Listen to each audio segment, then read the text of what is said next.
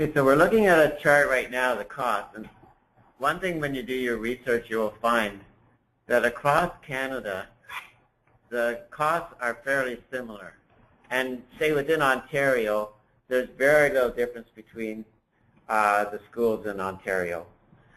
So the big thing here, though, is the cost of accommodation and food is significantly large. If you can stay at home, you can save a tremendous amount of money. Now, the one point I really want to emphasize here, $17,300 seems like an awful lot of money. But, and you might say, oh, I don't think I can afford that. Believe me, all of my kids and all of the people that have gone before you have looked at that and had the same feelings. But many, many students, because they have 4 months off in the summer when they go to college, university, after their first year, they can save enough to cover the tuition. They can work part-time. Well over half the students that go on work half-time, part-time during the winter, and they can save another $4,000. Your parents can maybe contribute some. And we in Ontario and Canada have generous loans that you can qualify for borrowing the money and then paying it back after you're making a really good salary after you graduate. You could also work for a year, go to school for a year and take a year off. So what I'm trying to say to you is don't say to yourself, I'm not going because I can't afford it. There are ways that you will find, and we're going to talk a little bit later in the presentation about other ways to find money. So basically, one way to fund your education is through scholarships, and one of which is our other website, scholarshipscanada.com. And it's free to use, and if you are a member of SchoolFinder, then you can use the same username and password to access all the scholarships on our database. You can sign up for an account and get matched with scholarships that are available. We do have over 26,000 scholarships worth $93 million listed on our website. I'm going to pass it on to Ian and Faiza, who will speak about the featured scholarships for this month. Sure. So the featured scholarships section on scholarshipscanada.com, you'll find out right on the very front page on the right-hand panel underneath the search box. And these are just some opportunities that we'd like to highlight to anyone who's visiting the site. The first one is Retail as a Career Scholarship, and this is hosted by the Retail Council of Canada.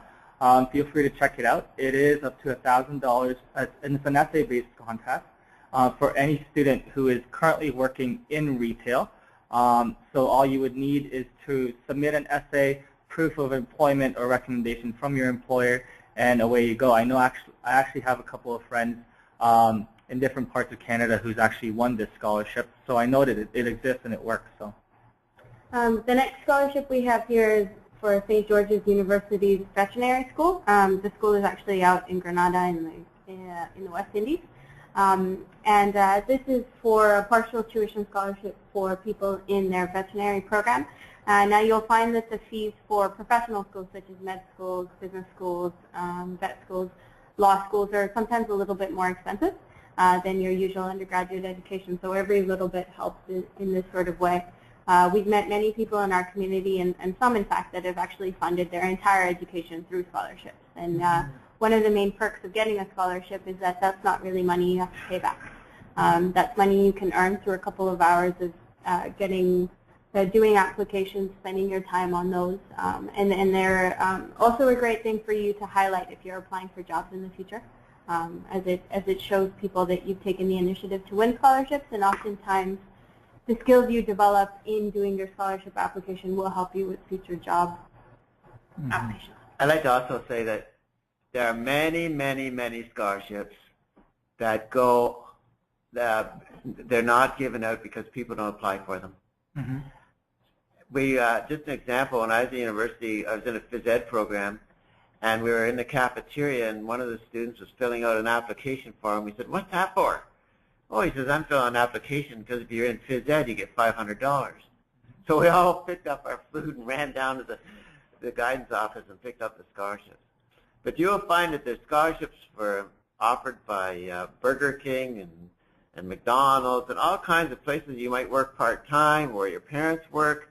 if you're involved, say, in badminton, like all kinds of scholarships available. And there are many bursaries. And the difference between a bursary and a scholarship, bursaries are not based on marks alone. They're based on your parents' income and what you've been involved in, your voluntary experience. So you might very, very well qualify for a lot of money and may not have the highest marks in your school. Mm-hmm. Now, there are two types of scholarships. Some of them are automatic. So when you apply to a university or a college, you automatically are considered. But there are many other ones that are listed there that you have to apply. And once you fill out one application, just like making a resume, you'll find that you can then use the same information. It's very, very easy if you fill out one to fill out 20. So for sure, spend the time doing it because it's not a waste of time.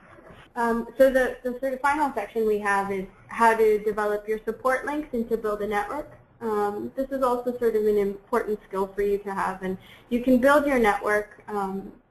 So we outline a few points that you might find useful, and the first is sort of start small, because how do I develop a network when I'm just in high school, when I haven't worked, when I don't have any work experience? Well, look at your family and your friends.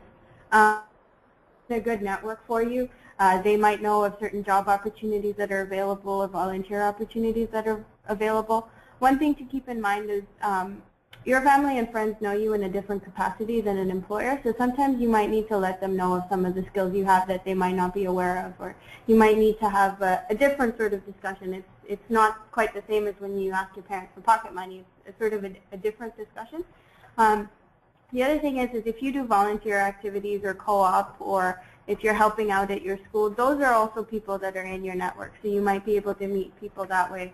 If you're involved in certain activities like Roger has with his hockey team, that's also people that you can network with. So if you're involved in sports or music, those are people around you that you can make connections with.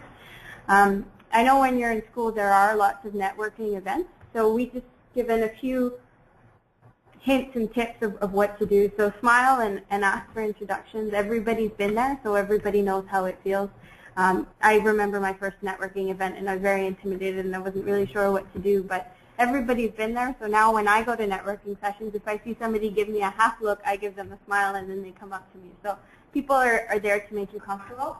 Ask questions, so be engaged and be interested in what they're saying. At the moment, actually, we're hiring for jobs, and I remember when I first applied for a job, I went into the interview thinking I'm the only one who's allowed to give any answers. I'm not allowed to ask any questions because they're interviewing me. But the thing you need to remember is it's not just a company looking at you, but you're looking at the company. So is the company a right fit for you? If you look online, there are various questions and tips about just basic questions you can ask. And if you're really interested in the company, you might come up with some yourself.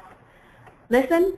It's a simple thing, but it's a very effective thing. So always make sure it's a two-way conversation. I know I was recently at a networking event where someone came up to me and spent 5 minutes giving me a list of all their accomplishments. And while it was wonderful to hear, it wasn't really much of a dialogue. You need to keep that in mind, that people will tell you. But so just listen, ask questions. Business cards are a great way to leave your contact information. I know that they are evolving. So people are not only giving their email, but if they're into social media, you'll get people's Twitter handlers or their LinkedIn profiles. So it's an effective way for people to remember you. Tap into your interests and passions. So that sort of goes back to if you're passionate about a sport or music or books, that's a great way for you to find certain job opportunities. I know a cousin of mine is currently a part of a dodgeball league, and she's found a great contact there for a job opportunity that she's actually looking at. And the way they know each other is through this dodgeball team. And follow up. So it shows that you're interested. It shows that you're credible and actually willing to follow up. And I know Karen mentioned in yesterday's session that it's always good to reference where you met the person, because you do come across networking events where people meet hundreds of people in one night. So you'll have to forgive them for maybe not necessarily remembering you. So it's always great to drop in a line of maybe a memorable part of your conversation. It shows that you've taken the initiative, and it's not just a standard email that you're sending to someone, and people always like that personal touch. No, I definitely remember my first networking session in Waterloo, and it was for RIM.